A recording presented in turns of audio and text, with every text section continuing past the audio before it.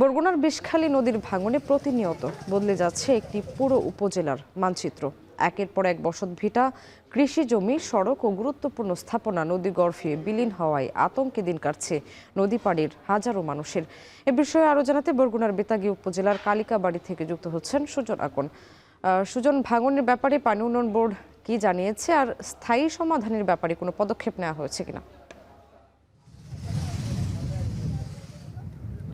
শাম্মী, বরগুনা জেলায় কিন্তু বেশ কয়েকটি উপজেলা অর্থাৎ বরগুনা সদর, বামনা এবং পাথরঘাটা এবং তালতলী অর্থাৎ এই যে চারটা উপজেলায় কিন্তু বেশ কয়েকটি এলাকা কিন্তু অতি ঝুঁকিপূর্ণ রয়েছে। অর্থাৎ এইসব এলাকায় কিন্তু ভাঙন প্রবণ এলাকা, এবং আমরা এখন রয়েছি বরগুনার বেতাগী উপজেলার কালিকাবাড়ি এলাকায়, এবং কালিকাবাড়ির এই নদী বিষখালী নদীর পাড়ের যারা বাসিন্দারা রয়েছে তাদের সঙ্গে আমার কথা হয়েছে। তারা যেমনটি বলছেন, এখানে প্রায় 7 থেকে 8 কিলোমিটার জুড়ে কিন্তু বিষখালী নদীর ভাঙন অব্যাহত রয়েছে, এবং আমরা দেখতে পেয়েছি যে এই 100 মিটার দূরত্বে একটি প্রাইমারি স্কুল রয়েছে, যেটি কালিকাবাড়ি সরকারি প্রাথমিক বিদ্যালয়। সেই ভবনটিও কিন্তু 5 থেকে 7 বছর আগে এই ভবনটি নতুন ভবন করা হয়েছিল, সেই ভবনটিও কিন্তু এখন ভাঙন ঝুঁকিতে রয়েছে। এবং আমরা দেখতে পেয়েছি যে বরগুনার বামনা এবং রামনা এবং বরগুনার যে বেতাগীর যে লঞ্চঘাট, সেই লঞ্চঘাটগুলোও কিন্তু আসলে ভাঙন ঝুঁকিতে রয়েছে। এবং বরগুনার জেলার যে পানি উন্নয়ন বোর্ড রয়েছে, সেখানে যিনি নির্বাহী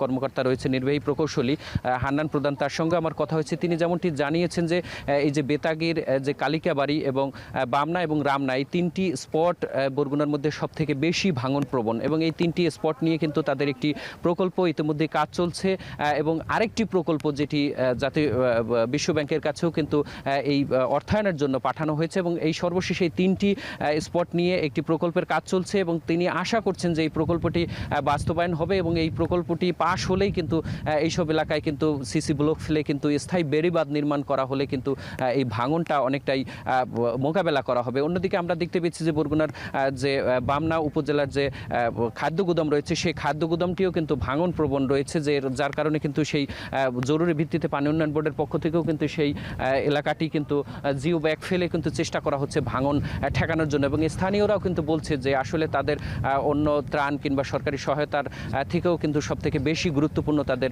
স্থায়ী এবং মজবুত এবং টেকসই বেড়িবাঁধ, এবং তাদের কিন্তু সেই দাবি কিন্তু তারা করছে। এই ছিল আমার কাছে বরগুনার বেতাগী থেকে সবশেষ। বরগুনা থেকে যুক্ত ছিলেন সুজন আকন।